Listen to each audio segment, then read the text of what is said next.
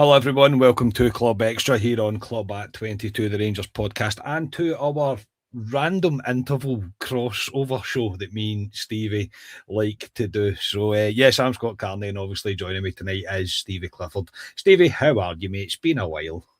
I'm good, mate. Yeah, it is a very random crossover, isn't it? Because we say we'll be back in 4 weeks, and then about 13 weeks later, up with Paul. Hi, guys. So, yeah, look, mate, it's always good to be here, isn't it? So, yeah, and especially on the back of such a good victory last night. So, yeah, positive at least. Positive at least, mate, which is that in itself is rare for you and I, mate, when we usually sit down to discuss Rangers. Very rare. When saying that, though, every time we've been in the gantry, we have won. So that is still something that's ongoing. That we've not yet to break that run of a win streak that we have there. But yeah, usually when we sit down and do one of these in our respective cupboards, mate, then we do we do tend to be rather negative about Rangers, or I have been recently anyway. But hello chat, yes, we are live on YouTube tonight and on Twitter, so say get yourself involved in the live chat by subscribing to the channel. That would be great, and me and Stevie will sit and talk like we can very easily, mate, for the next however long, really, to get through things, because it's been a while since we've been on and quite a bit has happened. But Stevie, we'll start with last night. Obviously I know you were at the game, I was at the game, we both did reactions to the game. On reflection, during the game, you're kind of kind of highly strung amongst the emotion of it, because it's such a narrow lead that we held for about two-thirds of the game, something along the lines of that, and the scar tissue of your memories never ever fade, they never ever go away. And considering how loose, open our defence have been, whatever way you want to call it, in recent games, you're probably right to feeling a little bit a wee bit nervy around things. However, kind of on reflection, you see bits of the game back. I've only managed to see bits of the game back last night, and I'm like, yeah, I think we were okay. I think we were probably the better of the two teams, maybe narrowly edging that, based on the entire 90. But mate, we've said it, we've seen it in the podcast, you've been saying it on yours, just win football games, and ultimately that's what you done last night. Yeah, first of all, mate, I was just retweeting our stream from your account on, so I didn't want you to feel that I was being rude. I felt that was worthy of an explanation, so that's why I was on X doing that there, folks. I was intently listening. But yeah, look, football's quite simple, don't concede goals and score more than the opposition, and Danny Rowe's done that. I think we're all aware there's a real lack of quality, right? I think that's quite clear. So on a game like last night, when we're kind of doing the live vlog as such, we'll just call it as how we see it. And it wasn't great at times. And I think this team is reactive. Like it reacts to moments in games more than it's proactive. So when they actually scored, they actually became a much better side. And it rocked Hibs a wee bit. And I think Hibs put a lot into the first 30 minutes that they couldn't maintain, because they did, and they never really created much at all. And Rangers defended really well. And Danny Rowe deserves a huge amount of credit, which hopefully we'll come to talking about the head coach. But I was really pleased with last night. It's not often at an end of a Rangers game lately that there's a proper celebration, like there's a proper fist clench, proper yes and stuff like that. And last night felt like one of those occasions, and it was one where you did at full time show a wee bit of emotion. So is it vintage? No. Does it suddenly mean we're a fantastic side? No, I don't think it does. But there's another side of this that's coming through that really pleases me, which again we'll talk about. But I don't think anyone underestimates the position that we're in. There is a real lack of quality, right? And we get that. But Danny Rowe's finding ways, he's adjusting, he's fixing things, he's trying things, he's adapting to the players as much as they're adapting to him. And I think he deserves a lot of credit. So last night, 3 points up the road, you take it every day of the week. And by the way, see if they do score one of the 2 or 3 chances at the end and you win 2 or 3-0, everybody's saying it's an excellent performance. They didn't take those chances, and we're saying it was good and a good result, but we're still a bit worried. So it shows you the kind of fine line, I suppose.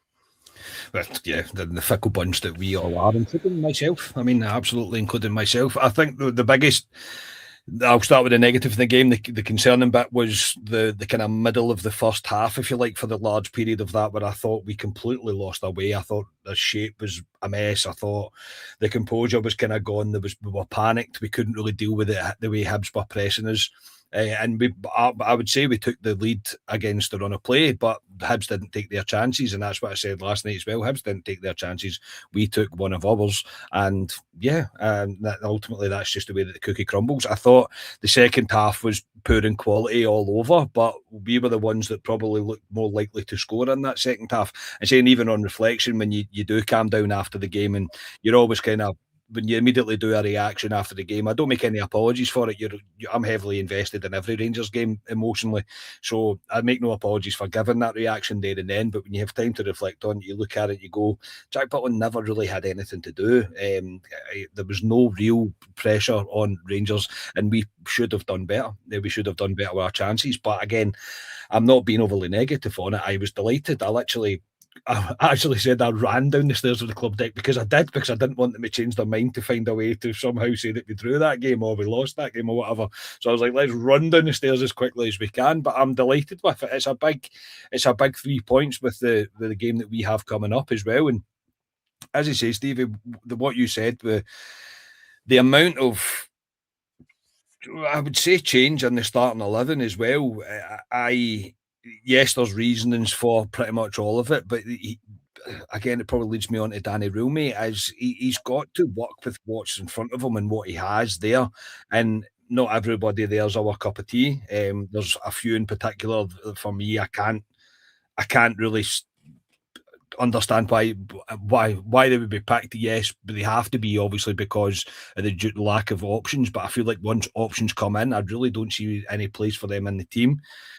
But Europe apart, which we might come to later, mate. Europe apart from the back-to-back draws that we had, Danny Rule has done more than I think Russell Martin ever could have managed generally, and that's got to be praised in itself for these players that we have available. So the way that he's managing to do it, the way that he's conducting himself, the way that he is using literally every tool. He's not really sticking to a core anymore. He's very much moving out, bringing people in from the fringes, letting them get up to speed so he can have as many options as he can with the limited quality that he does have. But he's still finding ways to win. I think, and it's a cliche, mate, and I know, and I'm not a massive fan of it. If that's Russell Martin last night in that game, I don't think Rangers win that. I genuinely don't. And I just don't see how the kind of the game would go any other way. And last night, I'm not going to say it was full of desire, because I think we lost our way in the game, and I think the players lost their way, and we don't show enough dig, especially in the middle of the pitch. But at the end, it was all hands on pump, all hands on deck, and we survived it. And you're right, at the end, I stood up and went, yes, get in. And I was like, whoa, I even checked myself going, I've just celebrated a win at the end of the game. And it's been a while, mate. It has been a while. But Danny Rule, I wouldn't say he's working wonders. That might be a bit over the top, but he does deserve praise for managing to put results together with the squad that he has. Right, so on Danny Rule, I think Danny Rule's been exceptionally clever, Scotty, because when he first came in, at no time did he align himself with Patrick Stewart or Kevin Thelwell or anything. He never done anything like that. He aligned himself immediately with the supporters, and he also very cleverly aligned himself with the players. On day one of this league season, Rangers drew at Motherwell, and the first thing Russell Martin did was throw them under the bus, and it kept going. And the players just don't respond. Danny Rule, on the other hand, and I'll give you an example, which is one I was just brought up a minute ago. James Tavernier's really struggling at the moment, and he's really going through it. So he's come out of the team quite subtly. Rule's kind of taken him out of it, and he's had a few kind of performances since. And the media have started to pick up on it. So the media went after Tav, and he responded by saying, Tav is an experienced player. He tries to help the group. I think Tav has had some good moments where you can really see he can lift us, and he is calm. So immediately he's talking him up, immediately. And then he says, and then he also has some moments where he is involved in some situations, but this is football.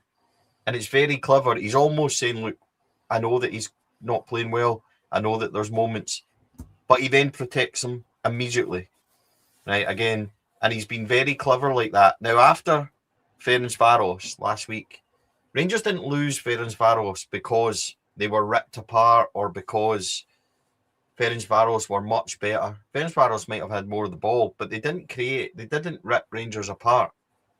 They lost it through moments of poor quality from Rangers, right? And failure to do our job. Yeah. But fundamentally, what Danny Rule has done is watching that game, and I could see it quite clearly. You could quite see a formation. You could see they all understood where they should be. Now, we lack a wee bit of style because there's no quality, which means when Barron and Nico Raskin were getting the ball, they were too quick. They were rushing, they were giving the ball away, but that comes because there's no outball, there's no quality. And I just think that what Danny's done with them is give them a belief. He's organised. He's given them a structure. I think that's a key word, a structure. They look organised. They look like they know what they're doing. Now, it goes back to last night against Hibs. Hibs never tore Rangers apart at all. They never got behind. They never really created anything at all because Rangers are organised. They have a structure. Is it perfect? No, not really. But the thing is as well, and you can clearly see, and we never saw this under Russell Martin, the players are buying into it. The players are fighting. The players are blocking. The players are putting themselves on the line for it. Even Giga in Ferencváros, and he's highly criticised, and we know why, was throwing himself into last-ditch tackles. That doesn't happen if the players aren't buying into what you're trying to do. And I think Danny Rule's getting that out of him, of the players as a collective. And he knows fine well, look, he's invariably at times having to throw the you-know-what at the wall and hope it sticks by Rami coming in, Curtis coming in, Mikey Moore coming in. And it's not really consistent. It's all trying to manufacture a way to win games because he's not silly. Do we think that Danny Rule really thinks that Yusuf Chermiti is the answer up front or really thinks that Danilo is the right wide answer and stuff like that? No. He's got to use what he's got, which currently isn't a lot. I think the average age last night for the outfield players was 22. The oldest was 26 for the outfield player. Obviously, Jack's older in goals, but I think it shows you the hand he's been dealt with. We all know it, but he's been really clever. And what I was going to say about Ferencváros last week after the game, he could have hammered the players. He didn't. Mm-hmm. He says, I'm very angry. We've destroyed ourselves. A collective doesn't single players out. He makes it a collective. We're very disappointed in ourselves. You know, it's how he talks. It's how he protects them. And in return, I watched them last night and I did think in the first 30 minutes after the opening, which I thought was okay, we missed Chermiti had a shot and then there was a header from that corner. We fell away and we fell out of it. And it was because the midfielders were being overrun and Diamande and Barron weren't coping. And Barron really got to grips with it after they took the lead. He started tackling and stuff like that. But even during that time, and it sounds like a weird thing to say, you could still see the 3-4-3 structure. You could still see where they were supposed to be. You could still see that they knew what they were doing. And what they did was just pack the goal. They packed the box and just said, well, you can have it out there, but you're not going to create here. And they didn't. And any time they got close, we blocked, we cleared, we punted it. And there was one at the end as well. I think Fernandez right at the end of the game, no messing about, just punted it right out. And it's better. It's more, it's resolute almost. Don't mess about with it. Just get rid. So there's a lot of positives about the unsexy side of it, if you want to call it that. Because I'm not blind. We aren't creating. We don't look like we're going to score an abundance of goals. We look quite rigid. But then there's the other side. Players are buying in. Players are doing the dirty work. Players are running. Players are believing in what they're trying to do. And you can sense that. There's some of them, Scotty, like you said, that won't make it. I think that's fair. But if you get the buy-in, and I truly believe we are getting the buy-in, it takes you quite a bit of the way already. And I think that last night, when you look at it, we all know there was a lack of quality there. But the other side of it, they done it really, really well. And for that, they deserve credit. And so does Danny. Yes, I agree. And I also think I would say the majority of fans are buying into what Danny Rule is doing. At times, there is decisions made. I think that we all, your gut instincts to question why he's doing that, to question why is he playing that player, why is he playing that. But when you sit and you try and analyse it without being full of emotion, you can see the options are not particularly great for him. There is no, most of the time you look at our bench and you go, oh, where's the difference going to come from there? But I agree. I don't think I have, even when we went through the sticky spell there, and even what's happened in Europe as well, it didn't make me doubt him. It didn't make me. That thought's not even crossed my mind. I've kind of went, well, he definitely deserves at least January anyway before you can even really start bringing into conversation, is he doing the right thing? The fact of the matter is, in a short space of time, as I don't want to paint the wall again with stuff you've said, he's managed to get us organised. He's managed to get us winning football games. Has it been perfect? No. Was it ever going to be? Realistically, no. And that was the wake-up call for me as well, also with the squad. When we did go through our sticky point, I remember saying before Russell Martin was even sacked that I wanted to see a new manager come in with these players, with the likes of Rothwell, with Shamiti, with these guys, and see what he could do with them. And ultimately, he can't do a massive amount different. He has made the team better structured, better shaped, more difficult to play against. Absolutely, yes, but there's little improvement in the players because I don't think there can be. There's not many of them that I believe have like a next step to take. Just again, without being boring and going back to the old thing we've spoke about over and over again, about how poor the recruitment was.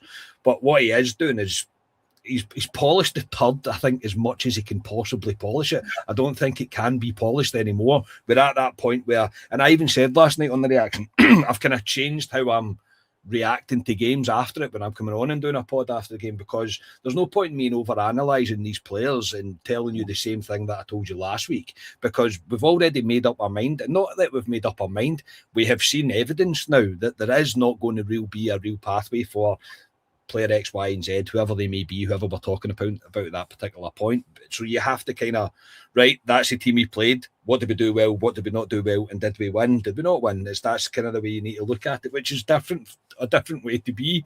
But for December, at least, that's where it's going to need to be until we actually see some recruitment happening. But yeah, full credit goes to him. Generally, full credit goes to him. But if I can stand up at the end of a game and give a yes for beating Hibs 1-0 at Ibrox in a scrappy, hard-fought win game, then I'm here for it. If we do that for the rest of the season, I'm in for it. And Stevie, look, there's no getting away from it. I'm not one that's sitting here banging the drum saying, that's it, we're going to go on and we're going to win the league. I've got my doubts that we'll have the legs and the quality within the team without tripping up, without making drop points over the course of the season, because I don't think everything is going to be fixed in January. However, the way the rest of the teams that are above us are currently in the state that they are in, we've got a big game coming up on Sunday. Stranger things have happened. Is that an easier thing? Is that the best way to put it? Stranger things have happened. I think we're all battle scarred by, the reality of the situation is, if Rangers go and get a result on Sunday, they're in this title race. And we might not want to admit it, because every one of us has seen how we defend and has seen how we have in moments. We're capable of going to Tynecastle and winning, bizarrely, as much as we're capable of losing to Motherwell at Ibrox the following week. So yeah, that's the position we find ourselves in. And it's much like last night. Nobody in Ibrox would have sat at 80 minutes and went, do you know what, we're quite comfortable. But we were, in reality, quite comfortable. I never really thought Hibs would score, but you didn't allow yourself to believe it because we've seen what we do. Yes. And the reality of it is that, Tynecastle's going to be a really difficult place to go, but Hearts aren't exactly firing on all cylinders either. So they went through a bit of a sticky spell, picked up with victory over Celtic, and they won at the weekend again. But, this isn't Real Madrid. Hearts are a good side. Rangers are the on-form side in the league, 20 out of 24 points. So a game like last night should fill the players with confidence. They're on their Christmas night out tonight, so they'll be full of something else. But into that game on Sunday, they should be flying, and Sterling's back, and he was a touch of class last night. So we'll talk about him maybe. But Mikey Moore, Finlay Curtis, Miovski hopefully will be back. Nico Raskin, Barron. There's still the elements there of a good side, and are capable of having moments. So they should be going to Tynecastle on Sunday, and they shouldn't say it out loud. Danny Rule handled the question really well last night. We're just taking it a game at a time, and that's perfect. We don't want players talking like we have before. There's been too many sliding door moments in seasons where Rangers have been on their own side of that door. Just go on Sunday and have belief in yourself and see where it takes you. Because in the back of their mind, they should be believing that if they do get a result, then it's open for them to go and really put pressure on. So the Christmas period is going to be really interesting for a lot of teams because, them over the city, which is fabulous to watch, by the way, are currently melting down on and off the pitch, which is fabulous fun. They've not got it easy in fixture-wise, You would expect them to go to Tannadice and get a result, but having seen them in this last week and with this new coach, nothing's guaranteed anymore. So there's a lot of variables in these coming weeks. And then, of course, we go to Celtic Park and have a doubleheader with Aberdeen. You don't feel like we're going to get maximum points from these games because of what we've seen. You just need to take one game at a time and hopefully keep ticking them off and hopefully get these moments. And that's where I am with it, Scotty, honestly. I'm delighted at last night. I really am, just for winning, because look, 20 out of 24 points with this squad and the lack of quality in it and the lack of actual threat, that's one of the biggest things for me. Threat, we don't look threatening. But to win any game at the moment, it makes it all a wee bit better. Go and beat Hearts, right? Just shock us all. Go and beat Hearts and we can all enjoy Christmas. Wouldn't that just the best Christmas present in the world, mate? Wouldn't it? Really, to be honest. And to be honest, mate, I think whether there's a basis there of a good team, I'm not sure. I like some of the players. Others, I'm really struggling with. I think the recruitment that needs to happen is seismic. To be honest, I think it's pretty massive in order to really to be able to have to rotate the squad but not see a massive drop in quality, which is not an easy fix. It generally isn't. The mess that's been left behind is going to be a difficult one to clean up. But there is a few that I'm looking at and going, right, well, there's something to go on there. I think Barron's a perfect example of that just now. Sterling came in last night. I thought he was a wee bit shaky at the start, but then he came onto the game and he seemed fine. I'm a wee bit reluctant, and again, that's scar tissue in my point, to kind of pin all my hopes on Sterling because of his injury record, and I have the real fear that it will happen to him again, which I think is only natural. But Barron, with the desire, the heart, the dig that he has, Barron's never going to be, I mean, football's a crazy game, but he's never going to be considered world class. He's never going to be considered a guy that you like is going to go down in the ages as being one of the best of all time. But I just can't criticise a guy that's like, I'm going to learn, I'm going to give everything every time I'm on the football pitch. I'm literally not going to stop. Even if he knows he's not having a great game, you never see him hiding. You generally never see him hiding, and that for me is everything really in what I want in my midfield. The biggest guy I've got on a bee in my bonnet with just now, mate, is Diamande. When I seen the starting 11 last night, I spent time watching Diamande, and I have done for quite a while because I thought I was maybe just rushing into decisions, and people that have watched the channel will know that I've been having my reservations about Diamande for some time. Last night, I, in my opinion, he's hiding in plain sight, Stevie. I think he marks himself out of games. I think he's in the wrong position pretty much all the time. He does show little bits here and there, but I thought last night he was non-existent, and I was shocked, actually. That's one decision last night when he took off Barron. I get why he took him off, though, don't get me wrong, but the fact that Diamande stayed on that pitch for the full length last night, I was like, I cannot see what anybody else sees in him. That's the biggest... Apart from the defence, and I don't want to keep going over the defence because we know we need massive recruitment there, but I think we've still, even though he's picking up results, Danny Rule, with what he's doing, the balance of the midfield, we've not struck it yet. We've not hit that bit that works for the way that he wants to play. Do you agree? I think we lack a six.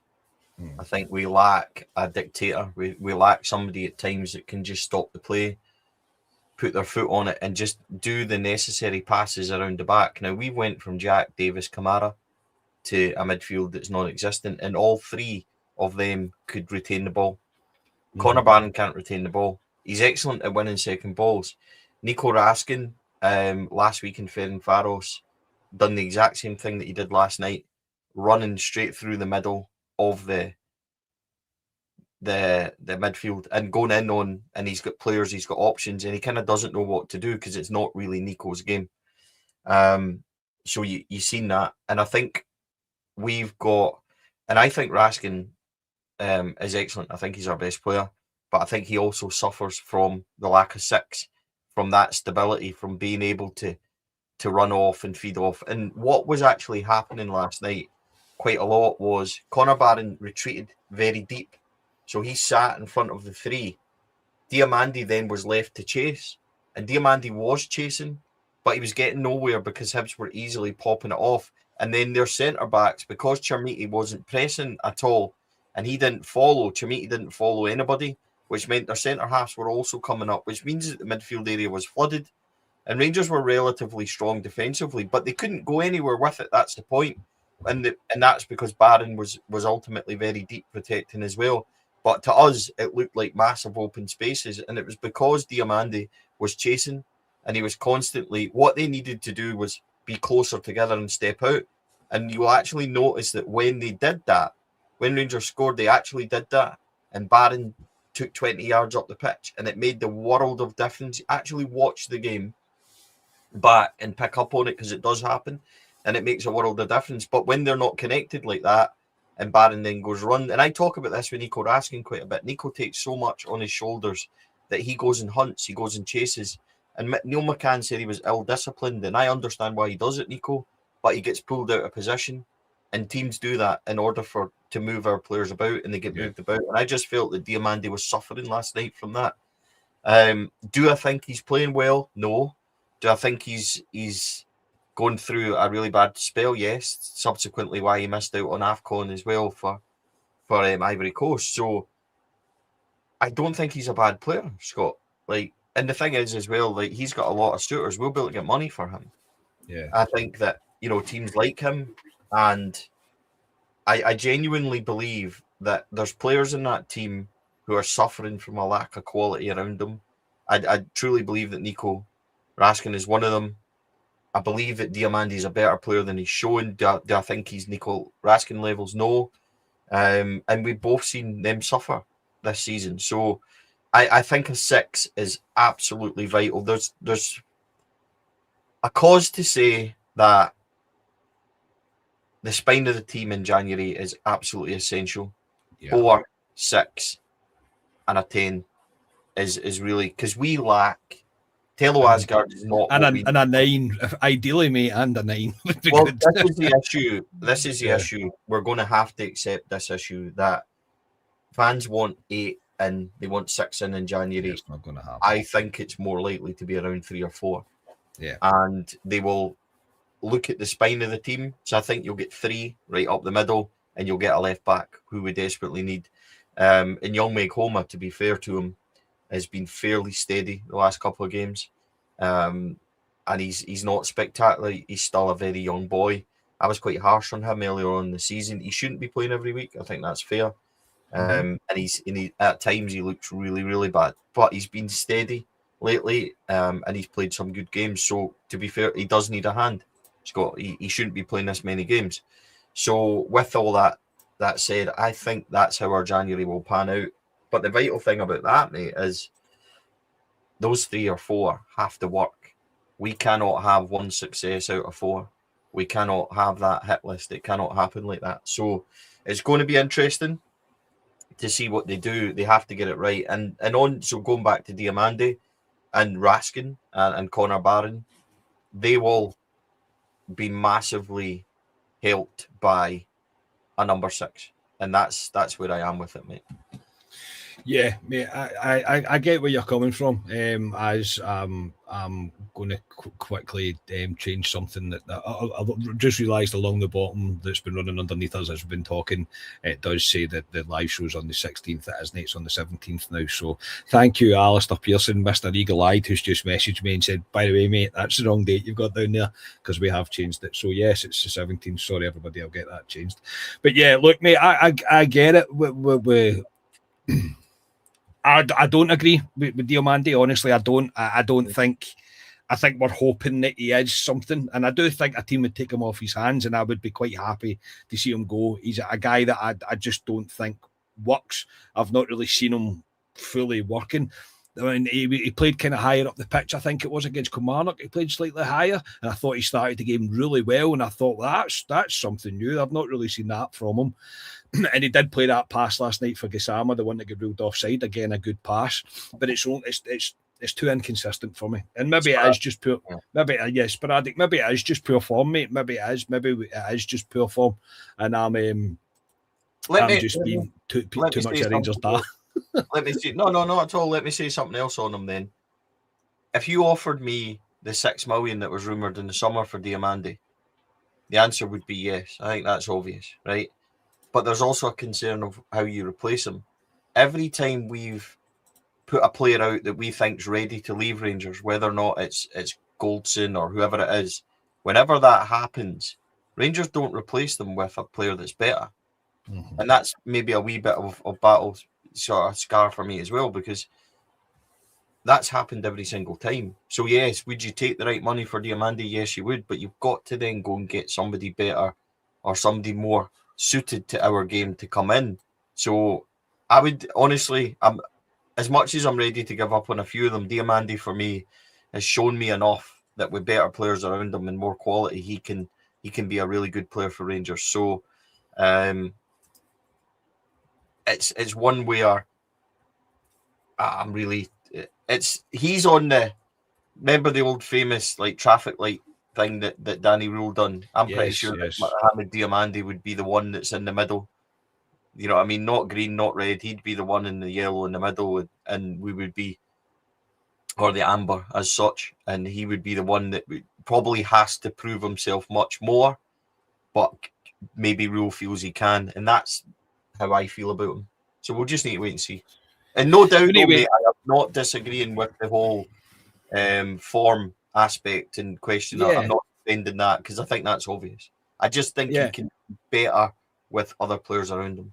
And I would thought again, mate, and I always say I always want to be wrong about every Rangers player that I have a negative opinion on. I want to be wrong, because if I'm wrong, he'll be good, and if he's good, then hopefully my team are good. So it works that way. But right now, for me, I get frustrated watching him. I'm not going to lie. I get very frustrated watching him. But do you get frustrated watching him because you know the levels that he should be and the levels that he's hit before?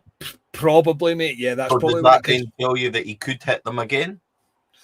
I don't know. I don't know. He's a hard guy to read, isn't he? Body language wise, I think he's a difficult. He is a difficult guy to read. He does point a lot. Yeah, he's always pointing at things, and I'm like, I don't know what you're pointing at.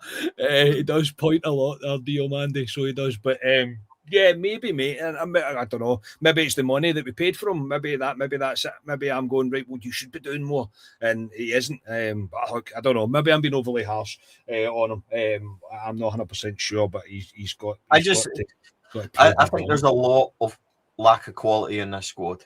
Oh, right? I think that's fair. But the problem is, like, you get dragged down into bad patches of form and everything else. So we can't sell 20 players in January. We can't buy 20 players in January. It didn't work in the summer. This is going to have to be windows where Rangers sign 3 or 4 in January and they have to work. And then they go into summer and they sign, another 5 or 6 that have to work while getting the others out. And that's the rate we need to go at. But it's also important when I talk like that, I'm talking about 3 or 4 starters. There's absolutely nothing to say that you can't go and get Craig Halkett, Alex Gogic, all these kind of players that people are talking about and recommending from Scotland and saying we should be the ones that are using these guys that are tried and tested to build a squad. Not every player needs to be a 4 million signing for Europe that's coming in, and we expect they don't have to be like that.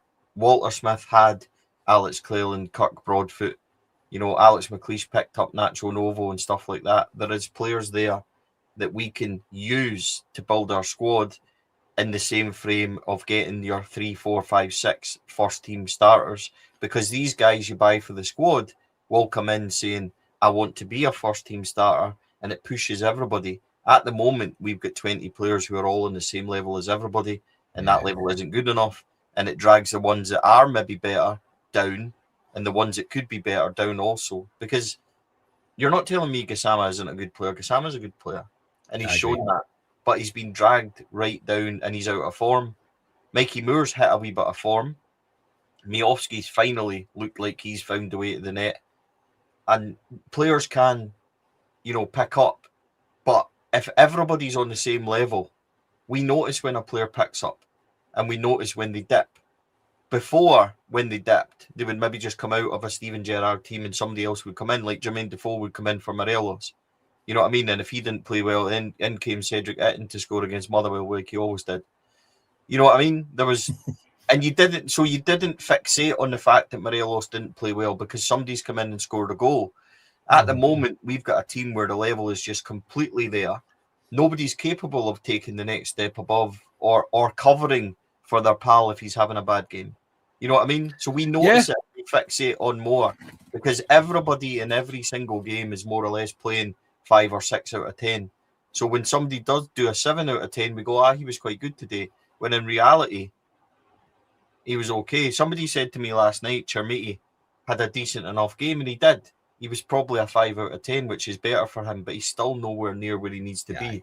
Doesn't move, isn't mobile enough, doesn't run, make striker runs, doesn't show himself. He put himself about last night, plenty of effort, and that's what I talk about when Danny Rowe, when I say players are buying in. Chermiti tracked back and done a wonderful tackle on a boy at the edge of the box towards the end of the second half, and he was really good. Fair play to him, and he's buying into it, and he's working hard. He still doesn't show me anything as a striker that's close to being anywhere where we are.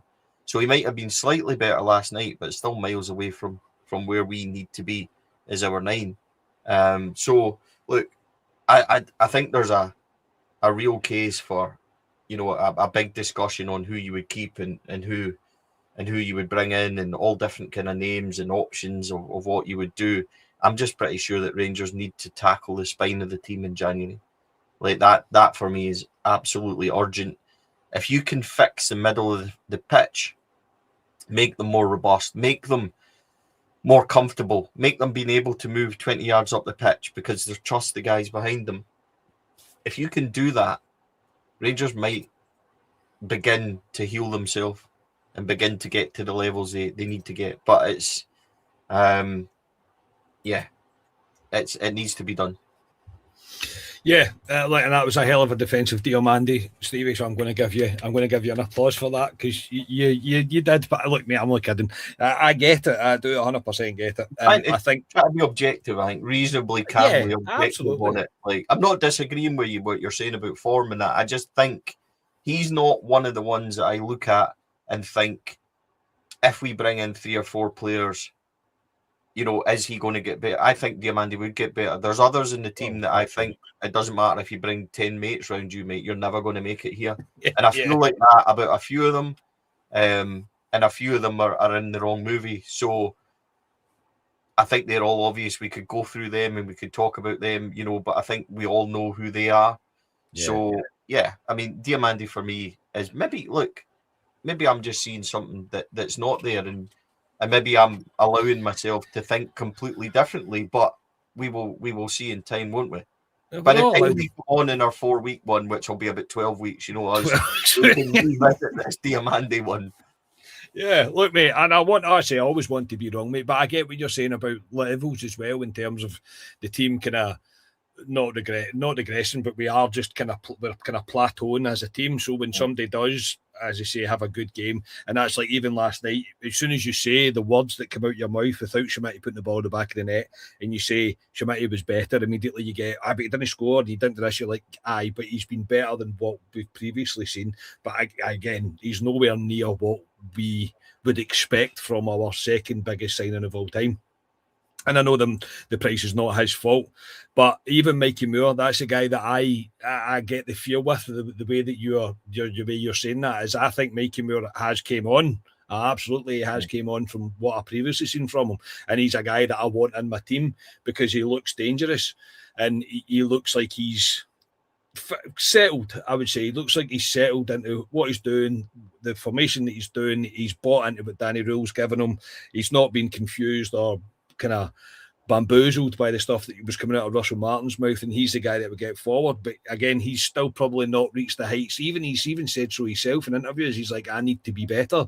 And you're like, well, you're actually doing okay. We're all pretty happy with you. But that's because the rest of the team are not reaching there. Not one guy, I don't believe, can really make this a working success. So like, if Mikey Moore does consistently hit 8 out of 10, he's going to need other guys to go with him. He needs other guys to come to that level with him and put in the 7s consistently, put in the 8, 7 and again, put in a 10 for, I don't care, but you need, one guy can't do it. Do you know what I mean by that? The one guy can't do it. He needs the rest of them to come with him. But that's where the lack of quality that we have really hinders us, I believe. We mentioned earlier, mate, you mentioned Sterling coming back in. Look, he's welcome to come back in. I like the big guy. I think he's a utility player in the best possible way. I think the only position he hasn't played for us is in goal. I think he's played everywhere else. Obviously, with Giga, some will be quite, well, I think all of us are pretty happy he's away to African Cup of Nations because he's a difficult guy to watch playing football. But again, credit to him, as you said, for the Ferencváros clearances where he dug in a bit. And then right wing back last night for a brief flash when he was in the box and then decided to go down. I was like, what are you doing? What? Stay on your feet. And Ali was like, why did he not stay on his feet and shoot? And I thought, well, Ali sits directly behind where that happened in the club deck, and I thought, Giga had more chance of hitting you with the ball, mate, than putting that ball in the back of that net. I was like, so it doesn't really matter, does it, to be honest? But anyway, back to Sterling, mate. I digress, as I say. Is he going to be used as a centre-half? Do you believe that's what the manager's plans for him here are? Does he have an option, really? Or is the only option to get him up to speed and put him back in? Obviously, Enciala came in last night, was okay, a little bit shaky at points. Again, it's been a while since he's been in the lights, if you like, and been in amongst the team, in amongst the action. But Sterling, where do you think the manager's going to play with him? And we're going to need to be careful with him as well, because, again, no disrespect to the guy, his injury record is concerning. A couple of things about last night with Dujon Sterling. First of all, ball in for the goal, so he got an assist. Yeah, brilliant. He also cleared that one off the line when Jack was kind of caught underneath the ball, didn't he? O'Hara, I think it was, with a header. So it was really good defending by Sterling. Looks comfortable. He's a class above, right? You can see it. So positionally, very good. Classy on the ball. He doesn't give you the same nerves that unfortunately, no disrespect, Fernandes or Giga give you when they're on the ball, because we all go, Fernandes actually did really well in that moment where he went on that dribble and he kind of moved around. He actually played that really well, and every single one of us were like, oh my God, because we don't trust it and there's no value to it for us as supporters. Whereas Dujon Sterling had done that, everybody would have been fairly relaxed in that moment of what he was doing. And I think that's how we feel. He's going to be a centre-back. John Souttar is due back in the next 10 days or so. So let's see when John Souttar's back. And hopefully he's going to be fine. Souttar and Sterling, probably Souttar, Fernandes and Sterling is where I'm at. Now, Fernandes probably should come out the team, given his mistake at Ferencváros. He should probably come out, but we just don't have the numbers to be able to do that. And you could say, quite rightly, that his mistake in Ferencváros, fine. He's as much likely to do that as he is to score at the other end. And he's a young boy, and he's our young lad. So I would rather see Fernandes play than Giga play, because Giga's somebody else's. So, and I would say as well, I was delighted for Clinton Enciala last night. I think of all the players at Ibrox, he's been treated really poorly. Clinton Insiala, what happened with Russell Martin, very blunt. No, we've told him he's not part of the team, he should get out, etc. Clinton Insiala had a really bad game at Rugby Park, and then he had a really bad game, I think, St Mirren at home, possibly, when we were beaten 2-0 by St Mirren, I believe, and he just never really got another opportunity. He's worked hard, he's kind of still trained, and they made him, like, they put him with the bomb squad in the summer where he had to go and train with the kids, and he stuck in with it. He's back training with the first team, and then he's back on the bench, and then he's in the team. I thought he was fine last night. A couple of good blocks and that. He's a young boy as well, remember. He's only, I think, early 20s. So he's a young lad, and he's responded to a hell of a situation for a young boy that's left home and moved over here and basically been told you're rubbish and you're out the door. So fair credit to Clinton Insiala. I thought he was really, really good last night. So he's an option. Left-sided comfortably on that side as well, and we're unbalanced as it is. Cornelius is going to be out for a long time. Could you have Enciala, Suter, Fernandez, and Big Sterling in there? Not all at the same time, but it gives you reasonable cover, doesn't it? It gives you reasonable cover. So I think quickly while you were there, see Cornelius, would you sign him? I don't know, because at times, like, he's another one, right? He falls into the Diamande sort of situation for me, that he's probably a better player with better players around him because he's a very cultured left foot. But at the moment when he gets the ball, he's not really got anywhere to put it, and he's not got anywhere to trust. So I quite liked Big Cornelius, but it would depend on who's around him, So it also depend on the deal, and depend also. There's absolutely no point in him being out until April and then making a move to sign him, because that's a really difficult pre-season and everything else. So need to wait and see. Interesting curveball question, but Sterling. Do you know what Dujon Sterling should be, Scott? What Dujon Sterling should be for Rangers is Dujon Sterling should have a very strong 6 months. And then at the start of next season, Dujon Sterling should be our number 2 and our new right back, starting right back. And we should be signing somebody behind Dujon Sterling to begin to push him on, the way that we signed Dujon Sterling to push Tav, and it never really happened because of injury. So Dujon Sterling will need to be used in different positions. He can cover left back as well as being right back and centre back. I think he's fairly solid. Would I feel more comfortable with Suter and Sterling in a back 4? Yes, I probably would. Fernandez, Sterling, and Suter is still a bit lopsided because there's no natural lefty in there. So there's bits and pieces, mate. I think to go around full circle of waffling like I am, Sterling gives you quality. He gives you quality. So let's use him where we can. He'd probably be a very good 6. You know that? Sterling would be in my team. The unfortunate thing for Dujon is because he's good, he would get moved about in my team. See, if we had the centre halves and we had the right back, I would play him as a 6 in this team at the moment. But as we don't have centre backs, you play him as centre backs. So, but in the summer, I really want a good 6 months. Dujon Sterling's got all the quality to be our right back, all the quality. I think he's that good. So, and he's one that can really take us on. I think with Sterling, I think we need to be consistent with where he plays.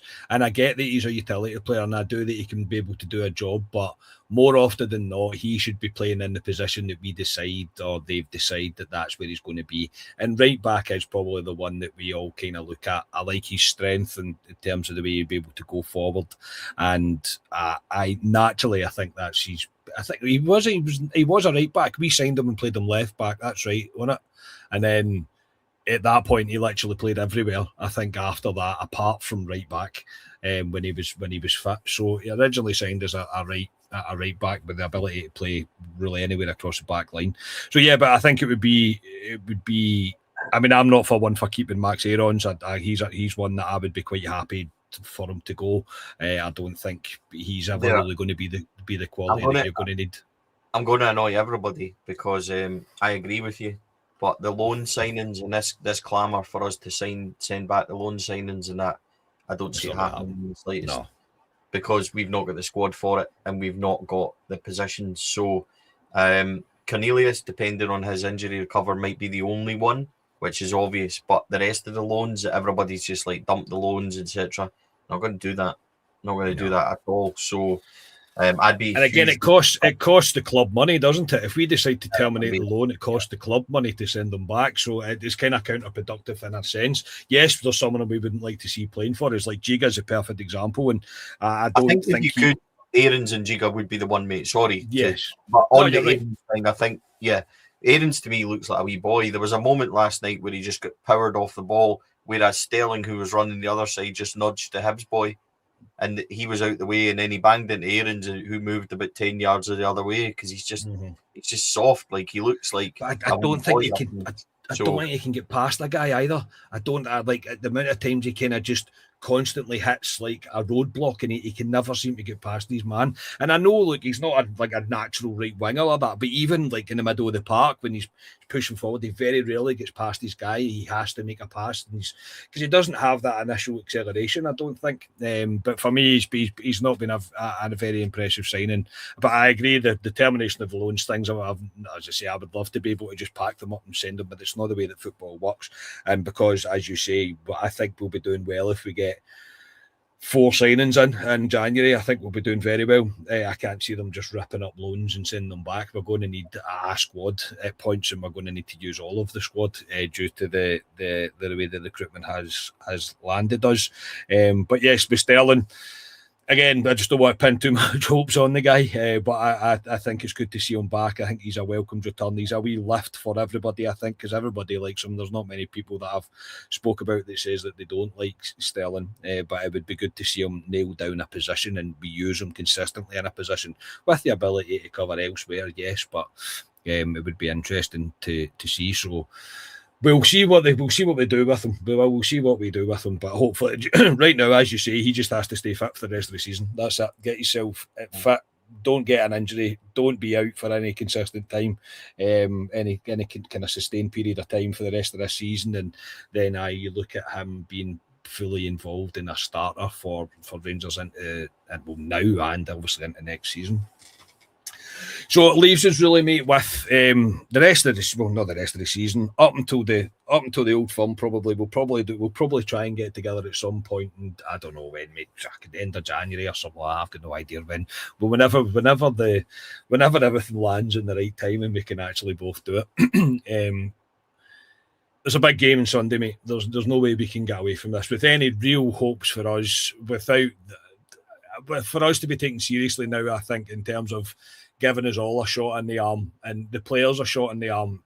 Sunday for us is, I wouldn't say must win. Must win's probably a wee bit of a stretch, but to give us any real hopes of being involved at the top end of this table, we should be relishing this opportunity. We really should.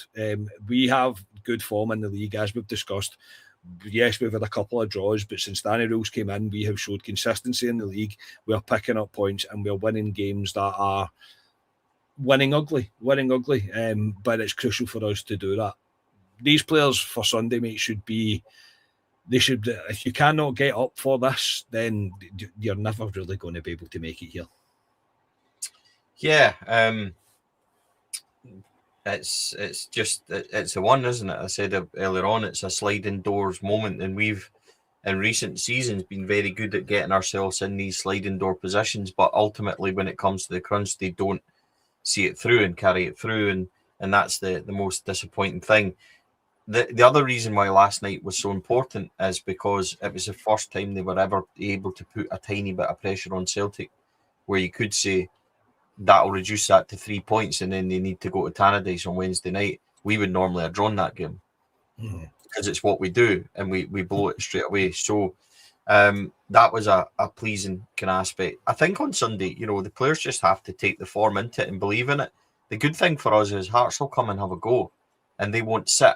So Hearts will push and press that game, which is absolutely fine by me.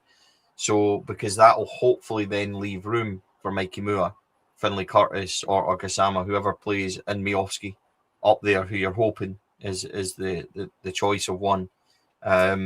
So because he's got the running power, he's got the legs, and he can finish. So I don't trust your matey. I think Danny has looked really off form lately as well. So he's struggled at times. So I think Danny genuinely needs to. I've always said this, and people have said that he's better as a link. I think Danny's our best natural box player at this moment in time.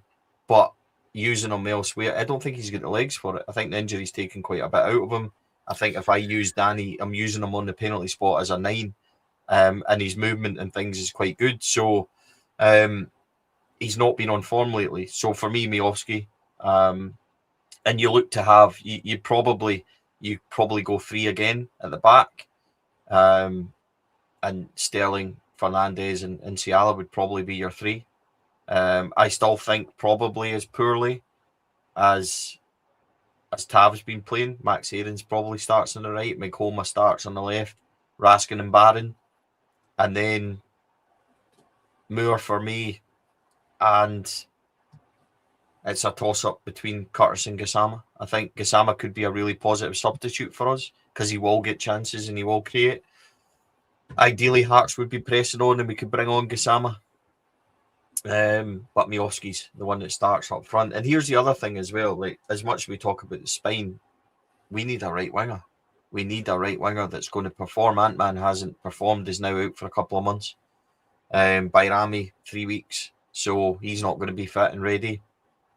We need somebody that can naturally go and play and perform out there. So that's a sticking point, because if you play Finlay Curtis on the left, and I thought Curtis did all right last night, putting a lot of dangerous crosses that nobody was there for, which is another issue. There was nobody on the right-hand side, was there? So we just need to wait and see. We have the individual moments to be able to do it, but can we have another game where we defend as well as we did last night? Because we're going to have to. And we did defend last night. Look at the chances Hibs have. So we need to have a night where we're resolute and we're quite dogged and we perform like that. It's not going to be vintage. We're not going to go and win 3-0 and pass them off the park and have 30 shots on goals. I think we all realistically know that. But can we go there and hurt them? Can we go there and make it stuffy and kind of be resolute and push back on them a wee bit? I think we can. So, Danny, I really believe in how Danny Rule's got them kind of playing for him, as much as I recognise there's a real lack of quality. So, probably drank too much milk during this or something, but I quite fancy Rangers on Sunday. So we'll just need to wait and see how it goes. Like, I'm determined at one point they're going to give me a good Christmas. So maybe Sunday's going to be the one. Maybe it is going to be the one, and I agree. And I think without again stealing what you said earlier, is we are very capable of winning against Hearts, and we're very capable of losing against Motherwell Ibrox. It's just the way this team are just now, and I think that sums it up perfectly. But I think these players, look, they've got a massive opportunity to be taken seriously now, make their stake for the rest of the season anyway, to be involved in this team if that is what they wish and what they desire. And we are going to have to probably win ugly. I don't think it will be one where we look back at and we see, well, Rangers were just free flowing attacking. That's not realistic now. But it's just a case of picking up the win by hook or by crook. It's an exciting game to look forward to. It really is an exciting game to look forward to, and it is one that I can't wait for. It's the official start of my Christmas. So as you say, mate, I hope Rangers do not ruin that for me, because after that it's about a wee bit of relaxation time up until we play on the 27th. But I would be lying if I said if I wasn't looking forward to it, because I am. I finish up on Friday as well. So well, technically I'm finished like now, really. I mean, really, I am pretty much finished, mate. I'm kind of lying, but I mean, when I can go, right, that's it, like done. Now, don't need to think about nothing anymore. It's after Sunday's game. So, I would say I'm pretty much done. Like, I'm really looking forward to Friday actually finishing up, and then there's a Joshua fight, isn't there, on Friday night? So I'm really looking forward to that. Is it not like stupid o'clock in the morning, but is it not like 4 a.m. or something?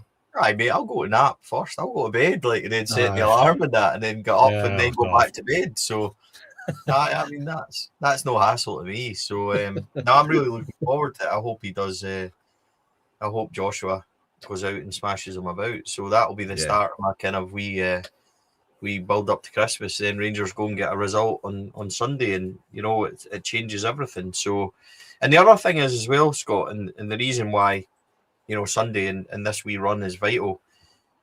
If Rangers win the league this year, and it's a ridiculous comment at the moment, because I don't really believe at this moment you can go and win those 9 points before the turn of the events at January. So, but say they did, right? Just say they did. Rangers win the league this year. The Champions League is automatic qualification, and I wonder if Danny Rule continues to do well and pick up results, would Andrew Kavanagh then go, listen, this is worth twisting for, given what's happening elsewhere and given what the prize is for us? So maybe we can, instead of getting 4 or 6, go and get that 9 that we really want, carry that 9, because we maybe don't need Miovski, Danilo, Trimiti and another one. You can argue about the quality, but maybe Andrew Kavanagh might say, right, go and get the 9 that we really need, or go and get the right winger. So does that throw it into the mix a wee bit? I think for Danny Rule, he just needs to focus one game at a time and keep winning. But there's always that wee added wonderment from me of, if we get to January in a really good position, considering where we were, say they're right in the mix, as unlikely as anybody might think it is, whatever, let's pretend to be positive for a minute. We're right in the mix. Would Andrew Kavanagh say, let's twist a wee bit? I think Danny Rule would be entitled to say that. I think he would be entitled to ask that question. If he wins these next 3 games and we get into January, I think he's got every right now to turn round to Kavanagh and go, right, well, I've done my bit here. It's now time for you to do your bit. It's an interesting one, mate. It really is. And look, do I realistically think we'll not drop points? No, but I don't either. But we'll see though, mate. Like, stranger things have happened, haven't they? Like, I didn't expect us to even be in the bracket of having a conversation about if we did this. And I know you could say, if we win every game for the rest of the season, we've got a chance of winning it. But where we're at getting to January, we said it was about getting to January as unscathed, as undamaged, without dropping as many silly points as we possibly could. And yes, there's been 2 minor speed bumps. They've not been defeats. And even if he gets to the point where we don't get beat, 3 draws isn't going to be enough, but 2 wins and a draw, you're going to take that. I mean, you are going to take that, considering where we were at the start of the season and what we were watching to where we are now. And I think that's all credit to Danny Rule if he manages to do that. Stevie, you're getting me excited thinking about things that are probably not going to happen. I'm like, I need to stop getting carried away. But stranger things have happened, and I think no matter what, though, in January, and I know we've ran on a bit, everybody, I do apologise. Me and Stevie like to just blether and go off in tangents. I think the new owners, I know it's not a case of just pumping money in, but they have to make up. They have to give him a bit of a war chest. They have to try and redeem themselves, considering the mess they've made at the start of their ownership. I think that Andrew Kavanagh is really good for Rangers Football Club. I think he's got the really good intentions. I think that the things that he wants to do to the stadium, I think the things that he wants to do to the club are really, really good. And I think for us as a fan base, we're entitled to be happy about that. The problem that Andrew Kavanagh had was he came in a bit naive about who he had running the football club. And I think that Patrick Stewart, if you listen to 4 Lads, I've consistently said was very much urgently needed to be removed from the football club. I think that Kevin Thelwell had misguided interpretations of what he felt Rangers were and Scottish football was, and we saw that. And I think Andrew Kavanagh had absolutely the best intentions and put it in the wrong hands. It's like asking, just the wrong person basically to go and spend your 40 million. And they did put it in the hands of the wrong person. So I think genuinely Kevin Thelwell thought, this will take me 3 windows to fix this. And I'll just buy the promising players and everything else. And what he should have done was strategically get Asgard, but go and sign your experienced boys round them. Go and get, make it a more balance. And he admitted it. He actually admitted it and said that he'd miscalculated and things like that. But I think that sometimes, I'm not going to use the word dictatorship, but I think there can be too negative a role in a football club for people. And I think potentially Patrick Stewart and Kevin Thelwell had that. And, you know, if you want to look at how things have picked up since they've went, I don't think it's a surprise, to be honest with you. So, you know, as much as Kevin Thelwell was supposed to be, you know, the big sporting director and stuff like that, it took Nico Raskin going to a new agency for them to highlight. So Rangers asked, you know, can we have contract talks? And they actually highlighted Nico's got an additional option here of a year, which everybody obviously said great to. Where's Kevin Thelwell and Patrick Stewart during all those things? You know, because it was largely unknown until that. So I think there's a lot of things there that, you know, and Kevin Thelwell's whole role and Nico Raskin and the summer and other things and stuff like that. I just think that them going was definitely the right thing. And I think that Andrew Kavanagh just put his eggs in the wrong basket, basically. Yeah. So come January, I think he's more than aware that he needs to fix it.